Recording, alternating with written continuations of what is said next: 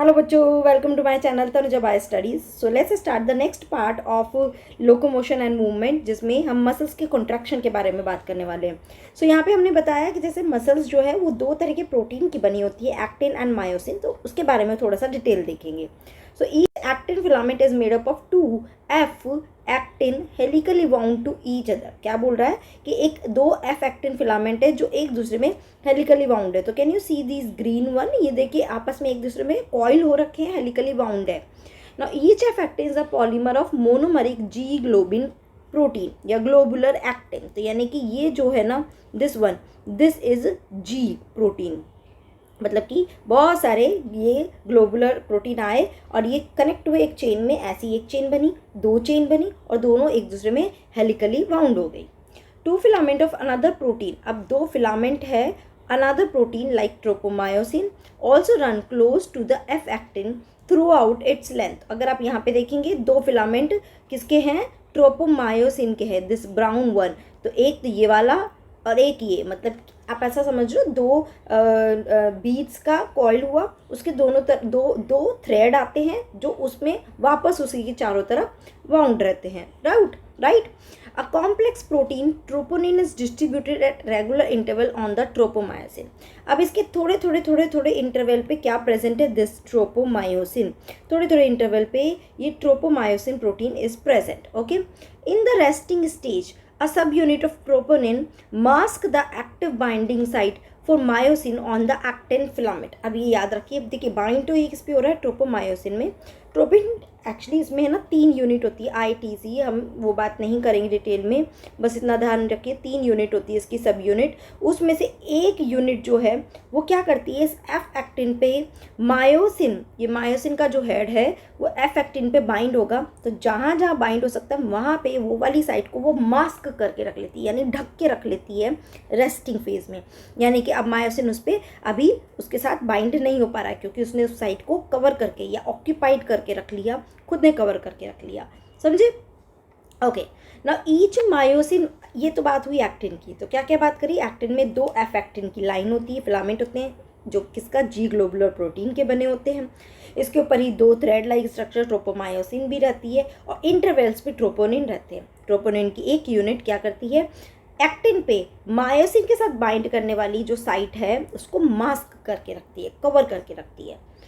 अब बात करते हैं मायोसिन की। सो ईच मायोसिन, ये थिक फिलामेंट होता है, is also a polymerise protein, मतलब कि बहुत सारे प्रोटीन से मिलकर बना है। Many monomeric protein called meromyosin, ये किसका बना होता है, मतलब इसकी यूनिट क्या है, meromyosin, constitute one thick filament. Each myromycin has two important parts, a globular head with a short arm and a tail। तो अगर आप यहाँ पे देखेंगे, देखिए ये globular head हो गया, ये छोटा सा short arm हो गया this one, और ये नीचे क्या हो गया, tail हो गया, right? The former being called the heavy myromycin and the latter is called the light myromycin। मतलब क्या उसने, देखिए क्या बोला, उसने बोला each myromycin has two important part, a globular head with a short arm and a tail। तो यानी कि ये जो पार्ट है, हेड और टेल है, इसको हम बोलते हैं हैवी मीरोमायोसिन, और जो टेल पार्ट है इसको हम बोलते हैं light meromyosin. Did you get it, समझ आया?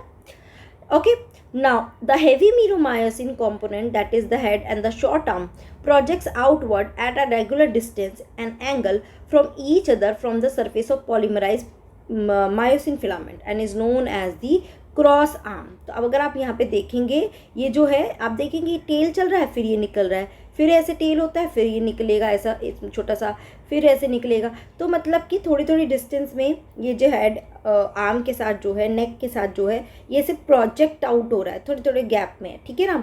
और इस पूरे को ही हम क्या बोलते हैं, this whole is called the cross arm. समझ आया? इसको हमने क्या बोला, each other from the surface of polymerise myosin filament and known as cross arm. The globular head is an active ATPase enzyme and has binding site for ATP and active site for actin. अब ये क्या बोल रहा है कि अगर मैं इसके हेड पे देखूं तो इसके हेड पे दो साइट नजर आती है, द अबव वन, ये वाली, अब ये लोकेशन ध्यान रखनी है, अबव वन दोनों हेड पे वो किससे बाइंड करने की साइट होती है, एक्टिन बाइंडिंग साइट होती है, मतलब कि यहाँ एक्टिन के साथ बाइंड करेगा ये, ठीक है। और नीचे वाली जो होती है वो ATP बाइंडिंग साइट की, यहाँ पे एक ATP आएगा, वो ATP हाइड्रोलाइज होगा, उस एटीपी से एनर्जी निकलेगी, जो एनर्जी इसको एक्टिन से बाइंड करने में हेल्प करेगी। Got it? समझ आया? चलिए उसी मैकेनिज्म को आगे देखते हैं कि कैसे होती है। So mechanism of muscle contraction. Mechanism of muscle contraction is best explain by sliding filament theory. Okay, एक थियरी दी हुई है इसके लिए which is called sliding filament theory, which state that contraction of a muscle fiber takes place by the sliding of thin filament over thick filament। Thin filament किसको बोला है हमने? एक्टिन को बोला है। एंड थिक फिलामेंट हमने किसको बोला है? मायोसिन का। तो वो बोल रहा है कि जो थिन फिलामेंट है वो थिक फिलामेंट जो है उसके ऊपर ऐसे स्लाइड कर रहा है, ऐसे स्लाइड कर रहा है, आगे जा रहा है। This is called sliding filament theory. ठीक है। So muscle contraction is initiated by a signal sent by the central nervous system via motor neuron। एक मोटर न्यूरॉन के थ्रू ही मसल्स के पास सिग्नल आ रहा है कि उसको कॉन्ट्रैक्ट करना है। A motor neuron along with the muscles fibers connected to it constitute a motor unit। The junction between a motor neuron and the sarcolemma of muscle fiber is called the neuromuscular junction और motor end plate। ये ध्यान में रखना है, वैसे ही हम nerve में भी पढ़ चुके हैं, पढ़ने वाले हैं, सॉरी आगे पढ़ने वाले हैं, राइट। तो ये जो है ना मोटर न्यूरॉन जो आता है और मसल, इन दोनों के बीच का जो जंक्शन होता है, सिनेप्स बनता है, उसको हम बोलते हैं न्यूरोमस्कुलर जंक्शन या motor end plate. A neural signal reaching this junction releases a neurotransmitter। अब जैसे ही न्यूरल सिग्नल यहाँ पे आया, ये क्या करेगा? एक न्यूरोट्रांसमीटर रिलीज करेगा। कौन सा? एसिटाइल कोलिन, है ना। यहाँ पे क्वेश्चन बन सकता है, ये वाला क्वेश्चन ध्यान में रखना। Which generate an action potential in the सार्कोलीमा। Okay, वो क्या करेगा? एक एक्शन पोटेंशियल जनरेट करेगा। कहाँ? सार्कोलीमा में। This is spread through the muscle fibre and cause the release of calcium ion into the sarcoplasm. सार्कोलीमा से जैसे ही जाएगा सार्कोप्लाज्म रेटिकुलम में से कैल्शियम आयन को रिलीज करवाएगा वहाँ के साइटोप्लाज्म में। Increase in calcium level leads to binding of calcium with the subunit of troponin on the actin filament and thereby remove the masking of active site for myosin. समझ आया कि देखो हमने क्या बोला था कि ये जो ट्रोपोनिन है ना, ये एक्टिन पे मायोसिन के साथ बाइंड करने वाली साइट को मास्क करके रखता है। तो वो जो कैल्शियम है ना, वो कैल्शियम आके इसके साथ बाइंड हो गया। अब इसको छोड़ ही नहीं रहा है कि ये एक्टिन पे जाके वो वाली साइट को ढके, है ना। तो क्या हुआ? अब वो एक्टिन पे वो साइट जो है वो मास्क होने से बच गई, अवेलेबल हो गई, और अब मायोसिन ईजिली आएगा और साइट पे आके बाइंड हो जाएगा। आई बात समझ में? So they remove the masking of active site for myosin. Utilizing the energy from ATP hydrolysis, myosin head now bind to expose active site on the actin to form a cross bridge। ठीक है। Now this pulls the attached actin filament towards the center of A band। तो थोड़ा सा पहले तो हम इसको समझ लेते हैं। देखिए नॉर्मली आप चाहे इसमें ऐसे लेके चलिए कि नॉर्मली ये वाला हुआ, ATP में हाइड्रोलिसिस हुआ, हाइड्रोलिसिस होने से ATP से ADP बना, फॉस्फेट निकला, ये इसके साथ एक क्या बनाएगा? क्रॉस ब्रिज बनाएगा। देखो क्रॉस ब्रिज बनाया। जैसे ही ये क्रॉस ब्रिज बनाता है, इसका काम है अंदर की तरफ जाना। इट पुल्स टूवर्ड्स इनसाइड, है ना। ये हेड जो है, ये जो ऐसे निकला हुआ है, ये हेड ये ऐसे जाता है बार बार। मान लो ये ऐसे हेड निकला हुआ है, जैसे इस पे बाइंड हो गया। अब ये जो हेड है ना, ये हमारा अंदर की तरफ पुल होगा। ठीक है। तो जैसे ये हेड अंदर की तरफ पुल होगा, ये जो बाइंड है ये भी अंदर जाएगा, है ना, ये भी अंदर जाएगा, स्लाइड होगा। ठीक है। तो वही ये कर रहा है कि ये भी अंदर की तरफ उसको पुल कर रहा है। तो फॉर्मेशन ऑफ क्रॉस ब्रिज, जैसे ही मायोसिन हेड एक्टिन के साथ बाइंड होता है, क्रॉस ब्रिज बन कब रहा है? जब ATP का हाइड्रोलिसिस हो गया। ओके ना, वापस यहाँ पे क्या है? ADP तो निकला और वापस से एक न्यू ATP यहाँ पे बाइंड हुआ। जैसे ही एक नया ATP इससे बाइंड होता है, ये क्रॉस ब्रिज ब्रेक हो जाता है। इस पर थोड़ा ध्यान रखिए, इस पर क्वेश्चन बन जाता है। क्रॉस ब्रिज कब ब्रेक होता है? जब एक न्यू ATP इस पर आके बाइंड होता है। ठीक है ना। तो ये first step, second step, third step and fourth step clear. फिर वापस से नया ATP आएगा, फिर वापस से, तो मतलब क्या हुआ? इसने इसको खींचा। अब जैसे ही नया ATP आया, इसका इससे बॉन्ड टूट गया, एक्टिन के साथ इसका बॉन्ड टूट गया, तो ये वापस अपनी प्लेस पे चले गए। फिर इसने बाइंड किया, फिर इसने खींचा इसको। Like this contraction relaxation goes on.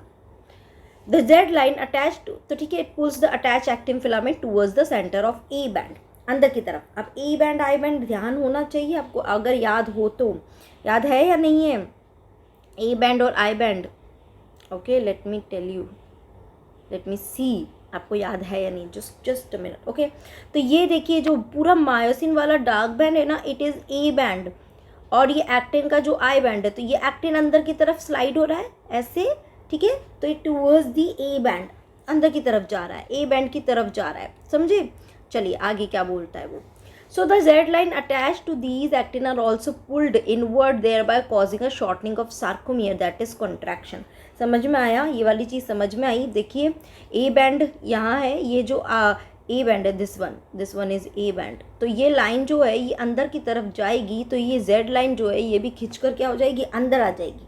जैसे ही अंदर आएगी तो ये सार्कोमियर का जो लेंथ है वो क्या हो जाएगा, शॉर्ट हो जाएगा। देखिए नीचे में दिखा रखा है कि ये पास में आ गई तो सार्कोमियर का लेंथ शॉर्ट हो गया, और ये आई बैंड जो है वो और अंदर की तरफ आ गए। मिक्स नहीं करना है ना। आई बैंड क्या है हमारे, आई बैंड हमारे क्या है, एक्टिन है, तो एक्टिन अंदर की तरफ पुल हुआ, और ये मायोसिन है, ये इसको, इसका जो हेड है वो उसको खींच के ला रहा है अंदर की तरफ पुल कर रहा है, ठीक है ना। और फिर अगर मैक्सिमम कॉन्ट्रैक्शन हुआ तो देखो कि ये आई बैंड एक दूसरे को ही ओवरलैप कर गए, आई बैंड बिल्कुल अंदर चले गए, और उस केस में आप देखोगे और मैक्सिमम कॉन्ट्रैक्शन होता है ना, तो क्या होता है, ये वाला जो ब्लैंक स्पेस है ये ही पूरा ख़त्म हो गया और एच जोन पूरा चला जाता है। देखिए ये एच जोन है हमारा, ये एच जोन है जिसमें मायोसिन होता है, एक्टिन नहीं होता है, याद रहेगा मैंने क्या बता रही हूँ। एच जोन क्या होता है, जहाँ पे एक्टिन नहीं होता है, सिर्फ मायोसिन। अब बट यहाँ पे तो क्या आ गया, एक्टिन भी आ गया, यहाँ पे क्या आ गया, एक्टिन भी आ गया, तो अब एच जोन जो है वो डिसअपीयर हो जाता है मैक्सिमम कॉन्ट्रैक्शन में, समझे। तो देखिए वही, so it is clear from the above step that during shortening of muscle, that is contraction, the I bands get reduced, I band छोटा हो जाता है, whereas the A band retains the length, A band उतना का उतना रहता है। क्यों रहता है भाई, देख लेते हैं। देखिए ये देखिए I band जो है, दिस इज I band, ये जितना अंदर जाएगा तो देखिए I band का लेंथ भी छोटा होता जा रहा है, I band छोटा हो गया, बट देखिए ए बैंड जितना है उतना ही रहेगा, इवन मैक्सिमम कॉन्ट्रैक्शन में भी ए बैंड जितना है उतना ही रहेगा, उसकी लेंथ छोटी नहीं हो रही है, ठीक है ना। The myosin releasing the ADP and Pi goes back to its relax state, a new ATP bind and the cross bridge is broken, ठीक है। जैसे ही एक नया एटीपी बनता है वैसे ही क्रॉस ब्रिज टूटता है, ध्यान में रखना। The ATP is again hydrolysed by the myosin head and the cycle of cross bridge formation and the breakage is repeated, causing further sliding. The process continues till the calcium ion are pumped back to the sarcoplasmic cisternae, resulting in the masking of actin filament, ठीक है ना। Okay, this caused the return of Z line back to their original position, that is relaxation. The reaction time of the fiber can vary in different muscles. अब ये depend करता है किस muscles में कितना देर तक कॉन्ट्रैक्शन रहेगा या नहीं रहेगा। Repeated activation of muscles can lead to the accumulation of lactic acid. अब देखिए एनर्जी प्रोडक्शन चाहिए, एनर्जी चाहिए होता है मसल्स के कॉन्ट्रैक्शन में। लगातार अगर मसल्स को कॉन्ट्रैक्ट किया तो एनर्जी जनरेट नहीं हो पाएगी, और उसकी वजह से क्या होगा, लैक्टिक एसिड का फॉर्मेशन, एनारोबिक रेस्पिरेशन होने लगेगा due to anaerobic break down of glycogen in them causing fatigue, और उसकी वजह से ही हमें मसल्स में फटीक होती है। Muscles contain a red colour oxygen storing pigment called myoglobin, याद रखना एक red colour oxygen storing pigment होता है myoglobin. Myoglobin content is high in some of the muscles which gives a reddish appearance. Such muscles are called red fiber. तो अगर मैं बोलूँ muscles में दो तरह के फाइबर हो गए, एक तो आप मसल्स का कभी भी डायग्राम देखते हो तो आप देखते होगे मसल्स रेड रेड सी दिखाते हैं ना, तो रेड फाइबर, और एक होता है वाइट फाइबर। तो इसमें क्या होता है, इसमें मायोग्लोबिन पिगमेंट ज़्यादा है ना, right. These muscles are also contain plenty of mitochondria which can utilize the large amount of oxygen stored in them for ATP production, है ना। तो माइटोकॉन्ड्रिया बहुत ज़्यादा है, ATP के प्रोडक्शन के लिए जितना भी चाहिए oxygen, large amount of oxygen उसको यूज़ करता है ना, क्योंकि बहुत ज़्यादा हीमोग्लोबिन हो गया ना, रेड कलर है। These muscles therefore are also called aerobic muscles, इसलिए इनको हम aerobic muscles भी बोलते हैं। Now on the other hand, some of the muscles possess very less quantity of myoglobin and therefore appear pale or whitish. These are the white fiber, as I told you.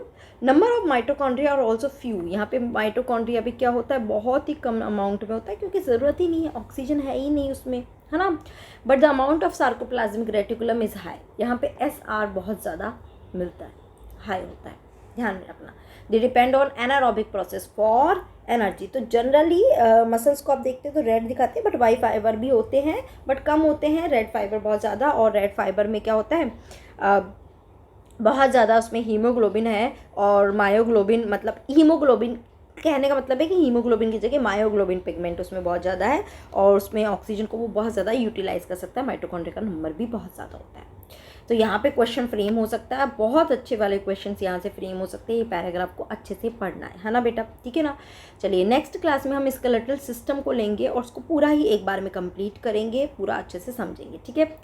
इस यहाँ तक कोई भी doubt होगा तो मुझे ज़रूर से कमेंट सेक्शन में बताना। ओके बच्चों, चलिए bye bye, take care, keep doing study.